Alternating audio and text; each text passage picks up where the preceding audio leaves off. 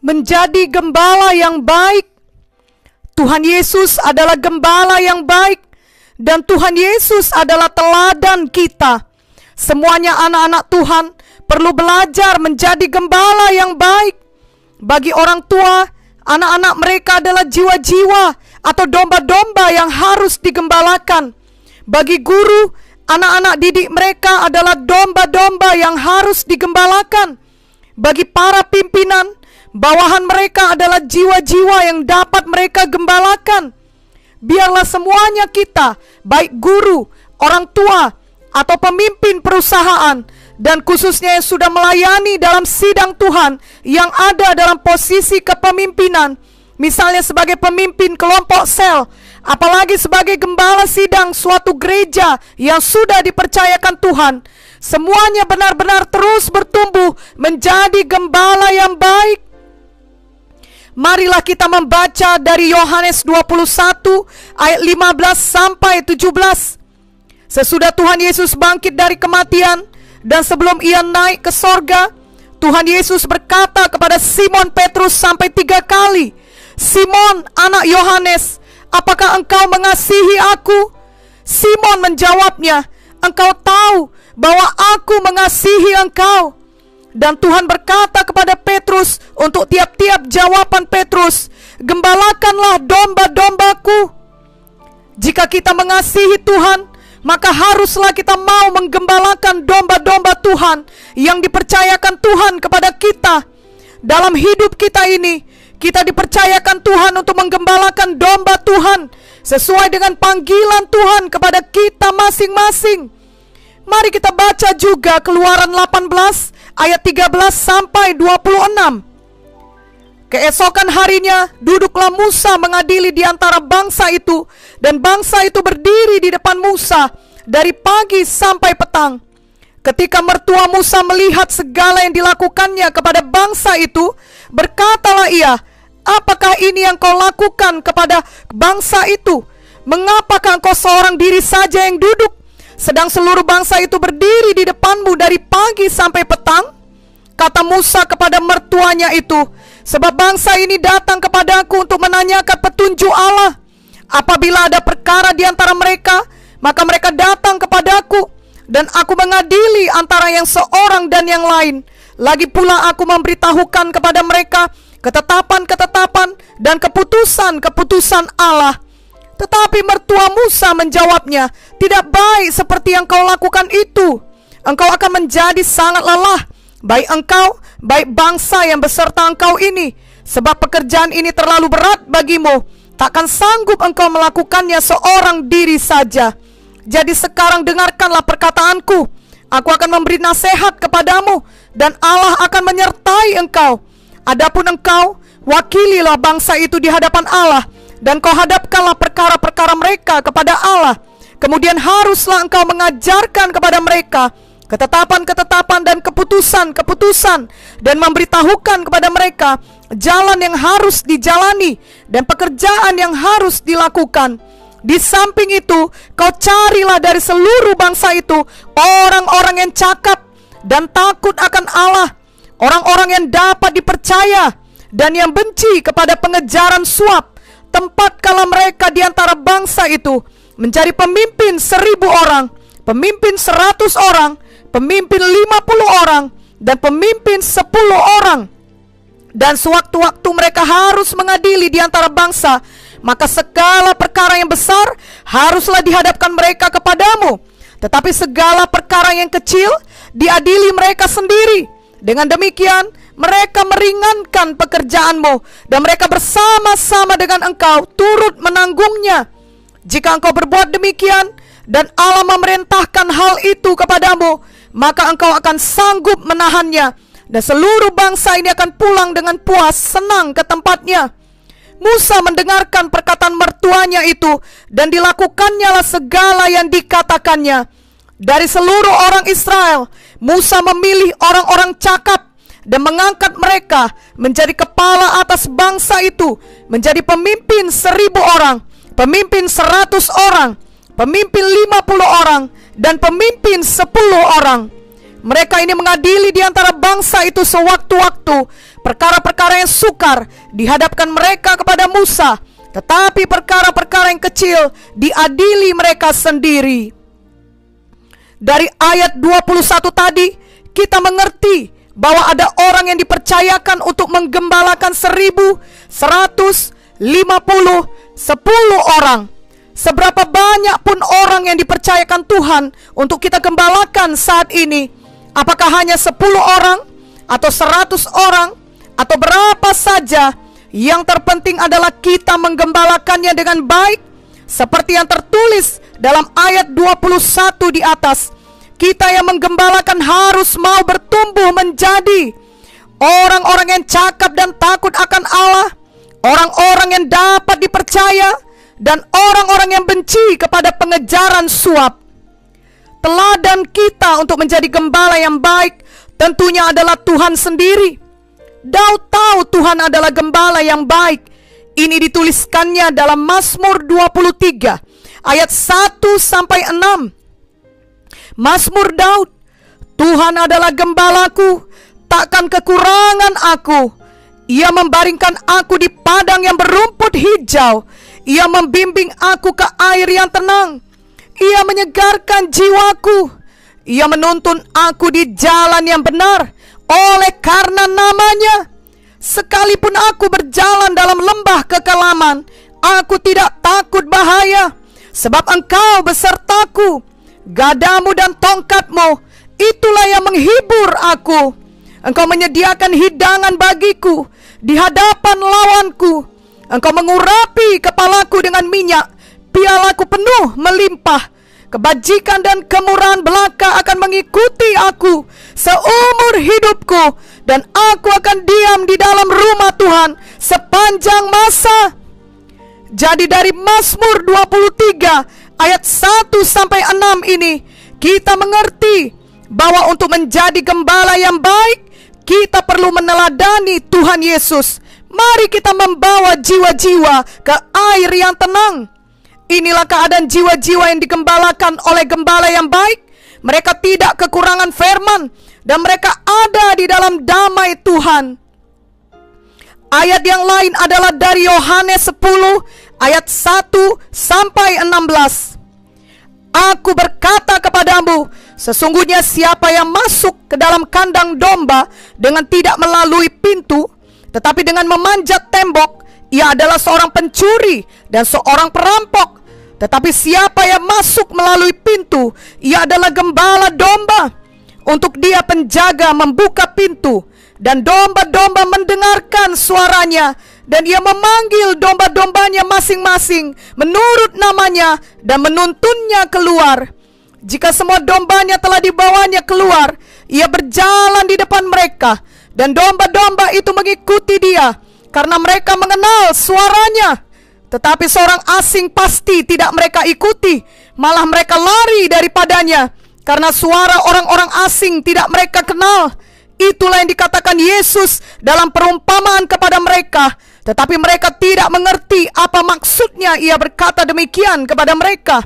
Maka kata Yesus sekali lagi, aku berkata kepadamu, sesungguhnya akulah pintu ke domba-domba itu. Semua orang yang datang sebelum aku adalah pencuri dan perampok, dan domba-domba itu tidak mendengarkan mereka. Akulah pintu, barang siapa masuk melalui aku, ia akan selamat, dan ia akan masuk dan keluar dan menemukan padang rumput. Pencuri datang hanya untuk mencuri dan membunuh dan membinasakan. Aku datang supaya mereka mempunyai hidup dan mempunyainya dalam segala kelimpahan. Akulah gembala yang baik. Gembala yang baik memberikan nyawanya bagi domba-dombanya. Sedangkan seorang upahan yang bukan gembala dan yang bukan pemilik domba-domba itu sendiri, ketika melihat serigala datang, meninggalkan domba-domba itu lalu lari, sehingga serigala itu menerkam dan mencerai-beraikan domba-domba itu. Ia lari karena ia seorang upahan dan tidak memperhatikan domba-domba itu. Akulah gembala yang baik, dan aku mengenal domba-dombaku, dan domba-dombaku mengenal aku. sama seperti Bapa mengenal aku dan aku mengenal Bapa, dan aku memberikan nyawaku bagi domba-dombaku. Ada lagi padaku domba-domba lain yang bukan dari kandang ini. Domba-domba itu harus kutuntun juga, dan mereka akan mendengarkan suaraku, dan mereka akan menjadi satu kawanan dengan satu gembala. Jadi jelas perbedaan gembala yang baik dan gembala upahan. Gembala yang baik memberikan nyawanya bagi domba-dombanya. Ini tertulis di ayat 11. Gembala upahan meninggalkan domba-domba. Ia melarikan diri sehingga domba tercerai-berai oleh serangan serigala, yakni serangan setan yang membuat gereja Tuhan terpecah-pecah. Ini tertulis di ayat 12. Kita mengetahui bahwa Tuhan menghendaki agar gerejanya bersatu. Yohanes 17 ayat 21 sampai 23 menuliskannya. Gembala yang baik rela mengorbankan nyawanya untuk domba-domba agar tetap bersatu dan terpelihara oleh Tuhan Yesus. Sebab sesungguhnya Tuhan Yesuslah yang menggembalakan seluruh dombanya sepanjang zaman di seluruh dunia. Gembala upahan akan lari meninggalkan domba-dombanya dan membiarkan tercerai-berai oleh karena mereka tidak mengasihi domba dengan kasih yang tulus dan rela berkorban bagi domba. Mereka hanya fokus kepada upah dalam menggembalakan domba-domba. Jika tidak ada untungnya atau jika ada persoalan, maka mereka lari. Mereka tidak peduli kepada kawanan domba yang tercerai-berai akibat mereka lari, sehingga tidak ada yang menggembalakan kawanan domba tersebut. Tuhan Yesus adalah gembala yang baik yang telah mati bagi kita semua domba-dombanya dan menghimpun kita dalam satu kawanan untuk digembalakan dengan baik. Seperti kata Tuhan dalam 2 ayat di atas, yakni dalam Yohanes 21 ayat 15 sampai 17 dan Mazmur 23 ayat 1 sampai 6. Sekarang ini Tuhan telah ada di sorga, dan kitalah yang dipanggil Tuhan untuk menjadi seperti Yesus, yakni untuk menggembalakan dombanya. Dombanya adalah tubuhnya di dunia. Biarlah kita semua, terutama pemimpin-pemimpin dalam setiap sidang Tuhan, benar-benar menjadi gembala yang baik, yang bersungguh-sungguh hati untuk menjadi seperti Yesus, yang rela berkorban bagi domba dan tidak pernah lari dan menyebabkan domba tercerai-berai. Kita tidak sempurna seperti Tuhan Yesus. Semua manusia sehebat apapun pasti mempunyai kekurangan, namun Tuhan melihat hati kita. Biarlah hati kita selalu mau bertobat dan bertumbuh untuk memiliki karakter gembala yang baik. Firman Tuhan menerangkan dalam 1 Petrus 5 bagaimana sesungguhnya karakter seorang gembala dalam satu sidang Tuhan, agar kelak mendapat upah kekal yang telah disediakan Tuhan di sorga bagi mereka. Marilah kita membaca 1 Petrus 5 ayat 1 sampai 4. Aku menasehatkan para penatua di antara kamu, aku sebagai teman penatua dan saksi penderitaan Kristus, yang juga akan mendapat bagian dalam kemuliaan yang akan dinyatakan kelak. Gembalakanlah kawanan domba Allah yang ada padamu, jangan dengan paksa, tetapi dengan sukarela, sesuai dengan kehendak Allah. Dan jangan karena mau mencari keuntungan, tetapi dengan pengabdian diri. Janganlah kamu berbuat seolah-olah kamu mau memerintah atas mereka yang dipercayakan kepadamu, tetapi hendaklah kamu menjadi teladan bagi kawanan domba itu. Maka kamu, apabila Gembala Agung datang, kamu akan menerima mahkota kemuliaan yang tidak dapat layu. Jadi ini harus kita lakukan saat kita menggembalakan jiwa, yakni yang pertama, jangan dengan terpaksa, tetapi dengan sukacita oleh karena panggilan dan kehendak Tuhan. Yang kedua, jangan untuk mencari keuntungan, tetapi untuk pengabdian diri. Yang ketiga, jangan untuk menguasai, tetapi untuk menjadi teladan. Inilah karakter gembala yang baik, yang kelak menerima mahkota kemuliaan. Kiranya setiap orang tua, setiap pimpinan, setiap gembala dalam satu sidang, setiap anak-anak Tuhan mempraktekkan ini. Dengan demikian, tidak akan ada iman jiwa-jiwa yang dipercayakan Tuhan untuk kita pimpin yang terguncang dan tercerai-berai, oleh karena kita bukanlah gembala upahan, melainkan gembala yang baik. Beberapa tahun lalu terjadi beberapa kali peristiwa yang mengancam keluarga kami. Banyak orang kemudian menyebutnya dengan peristiwa penembakan dan pemboman. Ketika itu terjadi, seluruh hidup kami mengalami perubahan, termasuk dalam hal pelayanan kami. Disampaikan bahwa untuk waktu yang tidak dapat ditentukan, Bapak Pendeta Dr. Benjamin Munte atau Bapak Munte tidak dapat lagi mengadakan ibadah KKR atau kebaktian kebangunan rohani. Bahkan untuk hal-hal yang rutin seperti melayani di ibadah minggu, ibadah training kepemimpinan atau apa saja harus dilakukan dengan pengawalan dari polisi. Ada banyak tawaran datang dari sesama hamba Tuhan di luar negeri bagi Bapak Munte untuk menyelamatkan diri dan keluarga. Mereka berkata yang penting pastikan aman lebih dahulu supaya dapat melanjutkan kehidupan dan kemudian bahkan bisa melayani di luar negeri. Ada juga yang memberikan masukan untuk meninggalkan pelayanan demi keamanan. Tentunya maksud mereka semua adalah baik. Namun Bapak Munte tahu bahwa tempat yang paling aman adalah di dalam kehendak Tuhan. Bapak Munte memilih tetap melayani. Bapak Munte memilih tidak keluar negeri. Bapak Munte memilih tetap tinggal di Medan.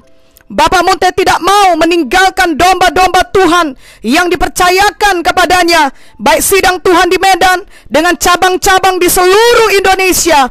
Saat itu tidak ada jaminan bahwa situasi akan bertambah baik. Tidak ada yang tahu sampai kapan keadaan seperti itu akan berlangsung. Puji Tuhan, Tuhan sudah memimpin Bapak Munte sejak awal memulai pelayanan dengan sistem kelompok sel, sehingga apapun yang terjadi, anak-anak Tuhan sudah diajari untuk dapat beribadah bersama dalam kelompok-kelompok kecil. Dan bagi semua anak-anak Tuhan yang lahir baru, hal pertama yang diajarkan adalah untuk berdoa dan membaca firman Tuhan setiap hari. Hal ini selalu diajarkan di training dasar rohani Kristen. Dengan dasar yang teguh seperti itu dan dengan kasih karunia Tuhan, maka walau tidak ada KKR dilakukan, namun sistem kelompok sel atau KKS tetap berjalan dengan baik.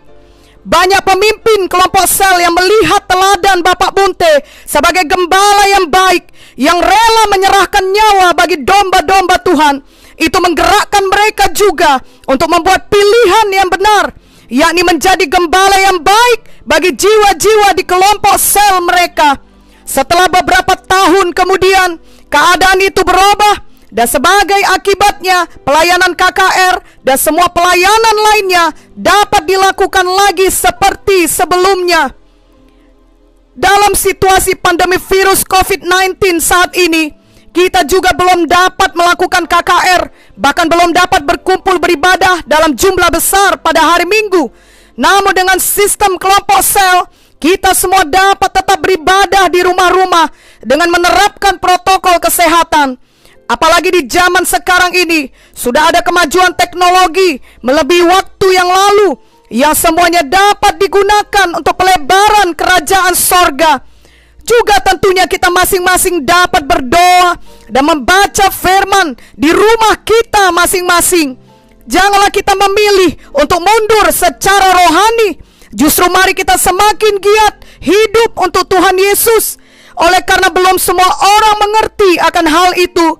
Itu sebabnya mereka yang Tuhan berikan berada dalam jangkauan kita, dan mereka yang mau mendengar kita perlu digembalakan dengan baik, perlu diajari, perlu dituntun dalam kebenaran firman Tuhan.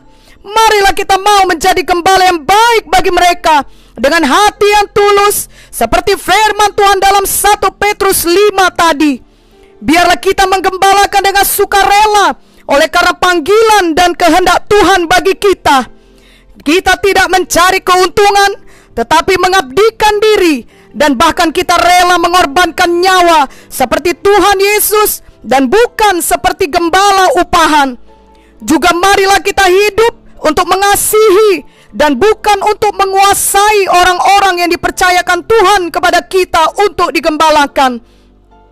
Mari kita senantiasa mengingat Yohanes 21 ayat 17.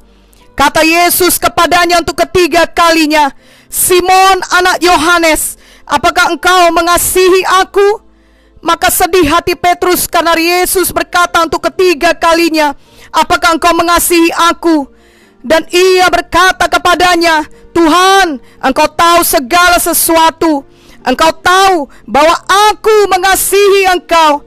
Kata Yesus kepadanya, "Gembalakanlah domba-dombaku."